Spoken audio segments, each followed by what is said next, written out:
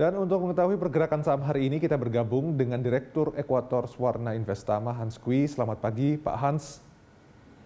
Ya, selamat pagi, Pak.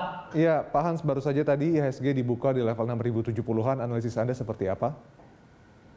Ya, kalau kita lihat hari ini indeks masih melanjutkan penguatan yang terjadi pada beberapa hari terakhir ya, dari kemarin kenaikan indeks gitu ya. Pada awal pekan memang indeks kita tertekan turun cukup dalam beberapa hari karena kekhawatiran pelaku pasar karena pembatasan yang dilakukan itu mungkin akan diperpanjang. Tadinya diperkirakan 2 pekan saja, mungkin akan jadi 4 sampai 6 pekan gitu.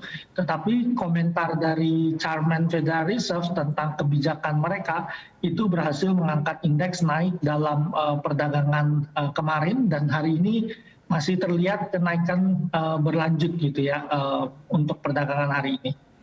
Nah, kalau neraca perdagangan Indonesia sendiri kan kembali surplus, apakah kemudian ini bisa menjadi sentimen negatif untuk mendongkrak IHSG? Ya, neraca perdagangan yang surplus tentu jadi salah satu sentimen yang cukup positif bagi pasar ya. Jadi kalau kita lihat tren kenaikannya masih terus berlanjut, biarpun memang harus kita akui memang kenaikan itu terjadi karena kenaikan harga komoditas ya. Komoditas cukup baik dan kita cukup besar mengekspor komoditas ke global gitu, sehingga kenaikan harga komoditas global itu cukup menguntungkan bagi kita.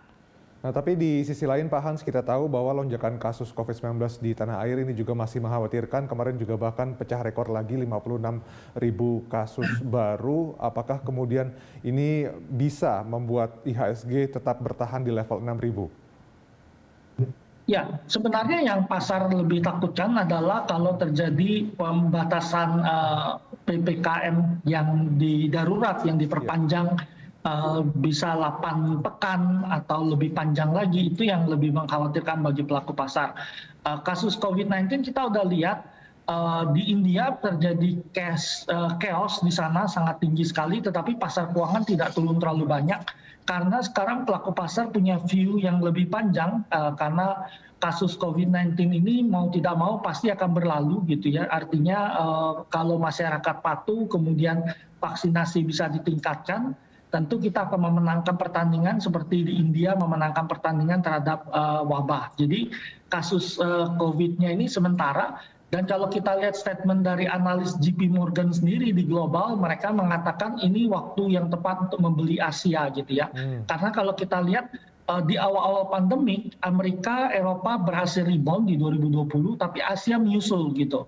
Nah, tetapi di 2021 seiring dengan epicentrum pandemi COVID ada di Asia, itu menyebabkan Asia pasarnya stuck gitu ya, tidak naik gitu ya, dan cenderung agak tertekan turun, sedangkan pasar Amerika masih bergerak naik ke atas gitu. Nah, tetapi orang menyadari bahwa kasus COVID-19 ini pasti akan berlalu dan fundamental ekonomi secara global dan termasuk Asia itu akan sangat cepat recovery gitu. Jadi makanya mereka menyampaikan statement waktu yang tepat untuk membeli Asia gitu ya. Jadi artinya penurunan ini yang terjadi, kenaikan kasus COVID-19 ini tidak sangat mengkhawatirkan bagi dunia keuangan, tetapi memang kita berharap bahwa pemerintah dan masyarakat bisa bersama-sama mengatasi ini supaya tidak ada penguncian yang lebih lama lagi. Oke, jadi sebetulnya yang lebih dicermati oleh pasar adalah terkait dengan berapa lama PPKM darurat ini akan berlangsung begitu ya, bukan soal lonjakan kasusnya sendiri. Oke, kemudian kita juga tahu bahwa Bank Indonesia juga merevisi target pertumbuhan ekonomi Indonesia. Prediksi Anda seperti apa, Pak Hans? Ya, kita harus mengakui begitu PPKM darurat diterapkan, itu hampir seluruh lembaga Bank Indonesia, kemudian bahkan Kementerian Keuangan juga sudah menurunkan target pertumbuhan ekonomi di kuartal ketiga dan kuartal keempat ya. Sehingga memang tahun ini kemungkinan ekonomi kita akan sulit tumbuh di atas 5%, mungkin cuma 4 sampai 4,5% pertumbuhannya. Dan ini sangat tergantung juga berapa lama PPKM darurat dilakukan gitu ya. Tapi memang harus kita akui memang ini satu bencana nasional di seluruh dunia juga mengalami. Bahkan saat ini kita lihat di Amerika pun mengalami kenaikan kasus gitu ya. Jadi mereka yang sudah campaign pembukaan masker dengan vaksinasi yang sangat tinggi, dan Amerika sendiri sekarang mengalami kenaikan kasus. Tapi yang menarik bahwa sebenarnya di Amerika itu yang terkena dan menjadi parah itu rata-rata orang yang belum divaksin gitu ya. Jadi kalau mereka udah divaksin biasanya bisa terkena tetapi tidak parah dan cepat recovery gitu ya. Jadi perlombaan saat ini memang vaksinasi gitu. Nah di tengah kasus Indonesia yang meningkat naik gitu, kita harus mengapresiasi langkah pemerintah. Kita punya penyuntikan hampir 1 juta per hari gitu ya. Bahkan di Agustus pemerintah menargetkan sampai 2 juta suntikan dosis vaksin gitu ya. Dan untuk tenaga nakes kesehatan, pemerintah juga sudah mendapatkan vaksin Moderna yang kita ketahui efektivitasnya itu 94,5% ya pada pengujian-pengujian di Amerika. Jadi ini tentu diharapkan meningkatkan optimisme dan semangat juang gitu ya supaya kita bisa bersama-sama menang dari pandemi COVID-19. Kita coba bicarakan soal saham sekarang. Kita tahu mungkin 2 faktor tadi ya, lonjakan kasus COVID-19 yang masih belum terkendali di Indonesia dan kemudian juga adanya PPKM darurat yang prediksinya mungkin bisa diperpanjang. Ini sejauh mana akan memengaruhi emiten untuk sektor industri dasar dan juga kesehatan? Secara umum sebenarnya kalau kita lihat bisnis pasti banyak terganggu gitu ya. Biarpun kalau kita lihat pasti bisnis kesehatan itu demand obat dan segala macam itu pasti bergerak naik. Tapi kita juga menghadapi kendala, sebagian bahan baku obat kita itu import gitu ya. Jadi kalau peningkatan kasus yang terjadi di kita tentu akan mengganggu logistik ya, supply chain global juga mengganggu dan bahan-bahan baku yang masuk ke Indonesia gitu ya. Jadi ada challenge di sana.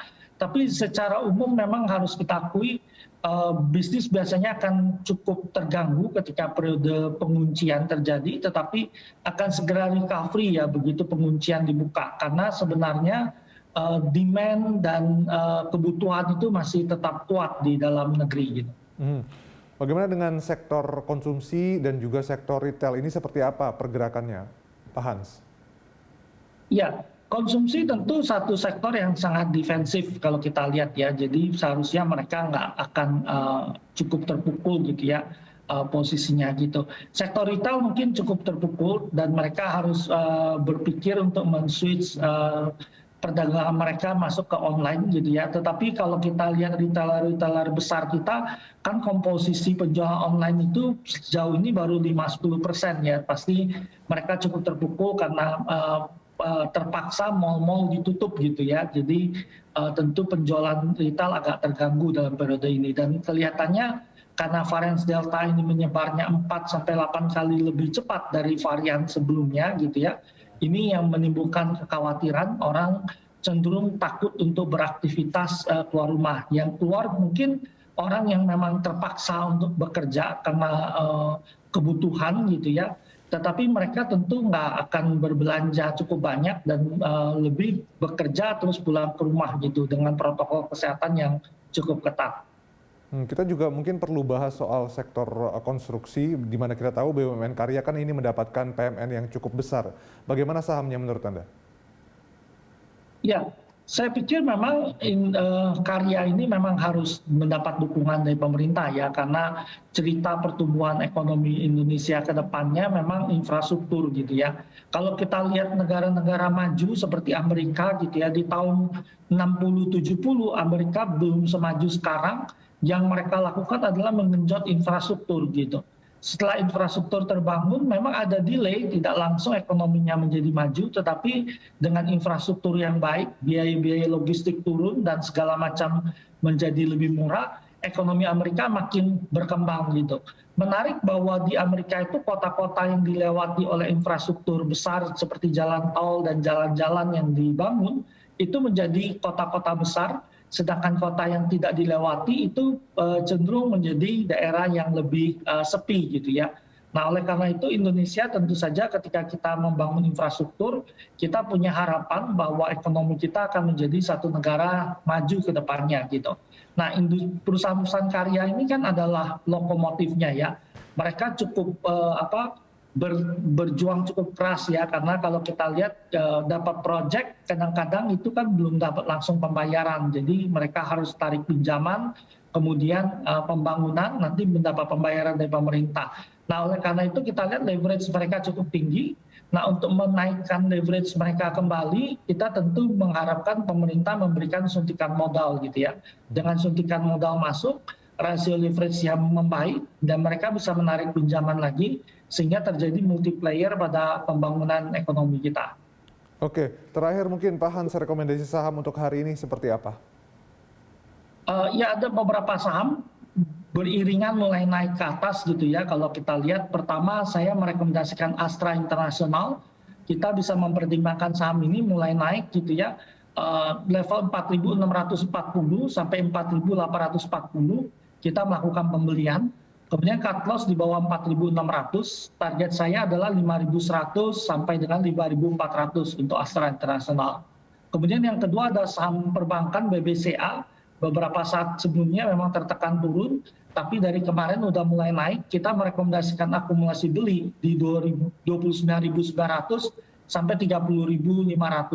Cut loss di bawah 29.000, target saya 31.900 sampai 33.100. Kemudian ada BBRI, kita juga rekomendasikan beli ya 3.700 sampai 3.800, cut loss di bawah 3.600. Target saya 4.030 sampai dengan 4.390.